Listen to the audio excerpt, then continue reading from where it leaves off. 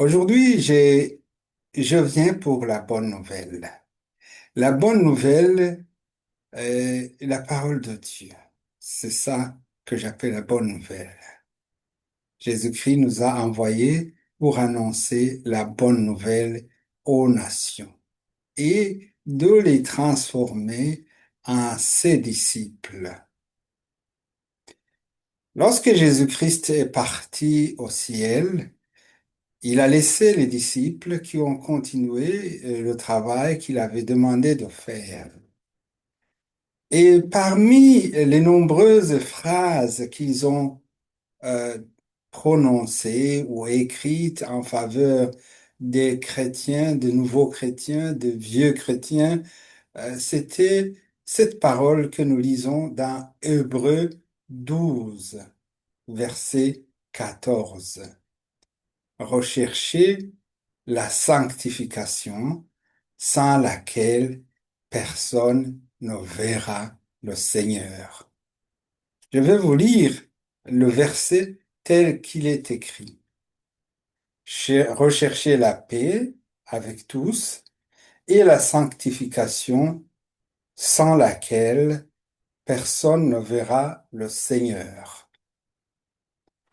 Lorsque nous parlons de la sanctification, cela pourrait nous prendre beaucoup de temps.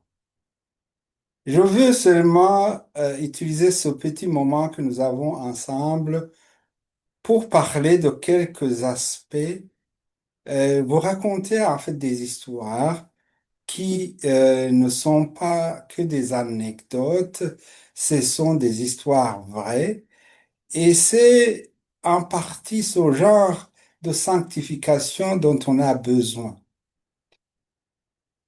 Je vais vous raconter une histoire que une de mes sœurs en Christ m'a racontée. Elle est partie dans un pays étranger et a raconté une histoire et c'était une histoire très dangereuse pour elle. Après l'avoir répétée à plusieurs reprises et dans plusieurs endroits, Dieu ne s'est pas tu. Dieu l'a parlé comme il parle, mais beaucoup n'entendent pas. Dieu l'a parlé à travers une parole, à travers la parole qui se trouve dans le livre d'Ésaïe au chapitre 57, verset 11 et verset 12. Elle a reçu cette parole que je suis en train de vous lire en ce moment. Et qui redoutais-tu, qui craignais-tu pour être infidèle, pour ne pas te souvenir, te soucier de moi? Est-ce que je ne garde pas le silence et depuis longtemps? C'est pourquoi tu ne me crains pas? Je veux publier ta droiture et tes œuvres ne te profiteront pas. Alléluia. La sœur a raconté une histoire qui pourrait l'apporter un avantage si elle s'avérait vraie, mais qui était aussi pour elle une source de danger si elle ne se vérifiait pas. Elle avait pris toutes les dispositions nécessaires pour que sa vérité puisse être acceptable. Malheureusement ou heureusement, Dieu a parlé dans l'entretemps.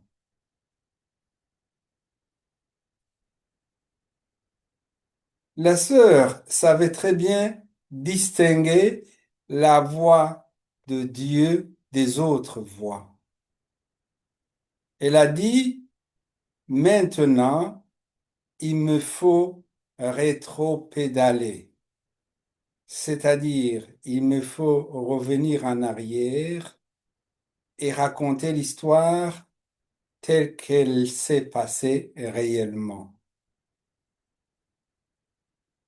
Comme je vous ai dit qu'elle avait pris des dispositions pour ne pas rater son coup, elle est allée voir son conseiller pour lui dire, écoutez, messieurs, moi, je n'ai pas dit toute la vérité dans ce dossier. Je veux la modifier. Et le conseiller l'écouta et après, il s'exclama et dit, écoute bien, ceci n'est pas faisable. Tu ne peux pas faire cela. Tu es folle ou quoi? Mais la sœur a insisté et a tenu bon. Et elle a vérifié, elle a rectifié, pardon, et elle a rectifié son histoire. Alors que des lettres de convocation lui étaient envoyées très régulièrement et des menaces d'emprisonnement étaient là, tout s'est arrêté. L'Éternel s'est engagé et la personne a été reçue de façon favorable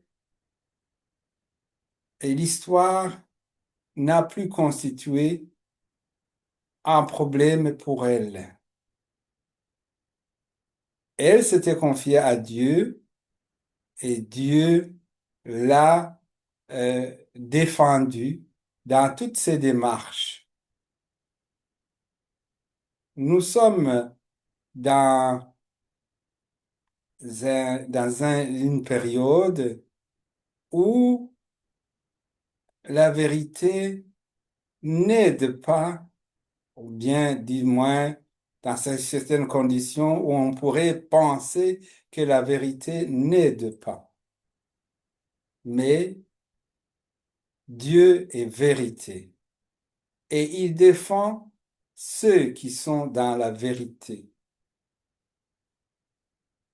Et pour ça, nous allons lire un passage qui se trouve dans le psaume 27, le premier verset.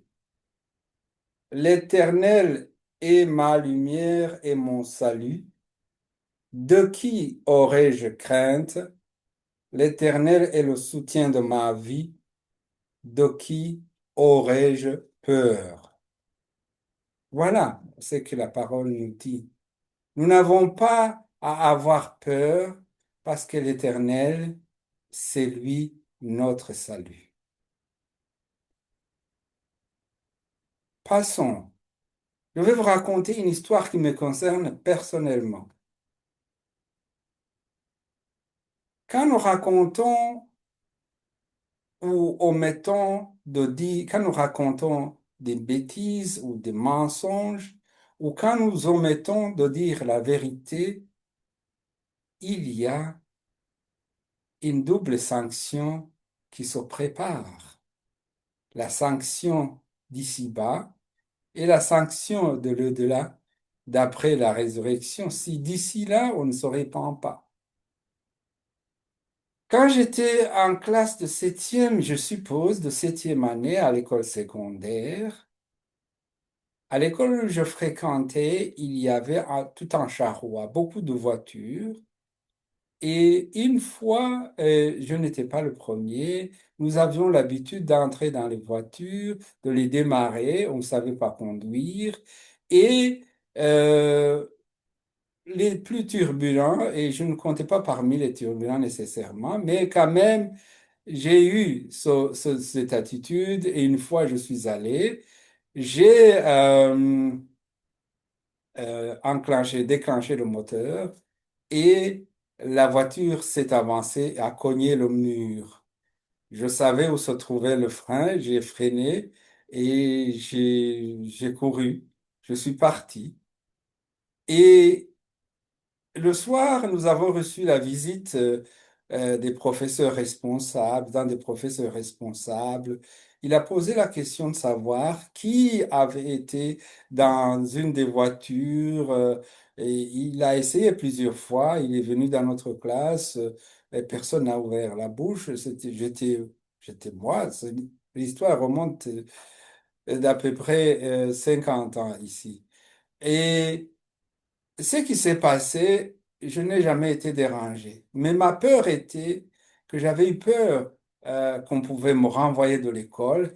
Et à vrai dire, dans le milieu, disons, de cette école, j'avais une parenté, une personne qui était comme un parent très influent. Et je ne savais pas comment j'allais justifier cette affaire. Donc, je me suis tu. Mais, et j'ai vécu avec ça jusqu'à un moment, je l'ai oublié, je n'ai plus pensé à cela.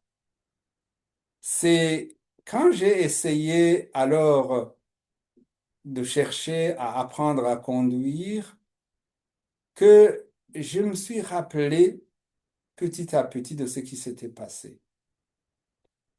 Entre le temps où j'ai commis cette erreur et menti, en fait, omis de dire la vérité, jusqu'au jour où j'ai obtenu mon permis de conduire, il s'est passé 40 ans.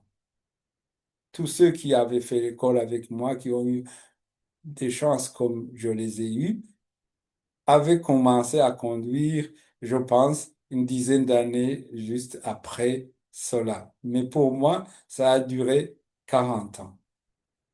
Bien sûr, je m'étais déjà converti, j'avais demandé pardon pour mes péchés, oui, mais j'ai subi, j'ai écopé. Aujourd'hui, il y a une personne qui m'a appelé pour me parler d'un de ses enfants qui avait connu disons, des aventures et que ces aventures avaient mal tourné. J'ai compris que dans certaines conditions, ou souvent, Dieu nous donne des occasions de réfléchir. Et s'il faut revenir à notre parole de tout à l'heure, rechercher la sanctification sans laquelle personne ne verra le Seigneur. Il y a de ces choses que nous appelons petites, de ces erreurs, de ces mensonges, de ces demi-vérités, de ces omissions que nous ne tenons pas au sérieux, mais qui risquent de nous, euh, d'être pour nous une raison de ne pas voir le Seigneur. Et cela, je l'observe de jour en jour. L'Éternel nous dit, revenez à moi, répentez-vous. Il faut à chaque fois que on essaie de rentrer dans son corps, dans ses pensées, de revenir en arrière et de revoir ce qu'on a dit, ce qu'on a fait, tout ce qui peut nous empêcher d'entrer dans le paradis ou de voir le Seigneur. Ce que je vais dire aujourd'hui, c'est rechercher la paix et la paix avec tous et la sanctification sans laquelle personne ne verra le Seigneur. Aujourd'hui, je viens de parler d'un aspect, mais il y a d'autres péchés, d'autres situations qui pourront ou qui pourraient, qui pourront gâter notre rencontre avec le Seigneur si nous n'y faisons pas attention. Chers bien-aimés, je vous aime et je vous souhaite une bonne journée ou une bonne nuit euh, là où vous êtes. Recherchez la paix avec tout le monde et la sanctification sans laquelle personne ne verra le Seigneur. À la prochaine, chers bien-aimés. Au revoir.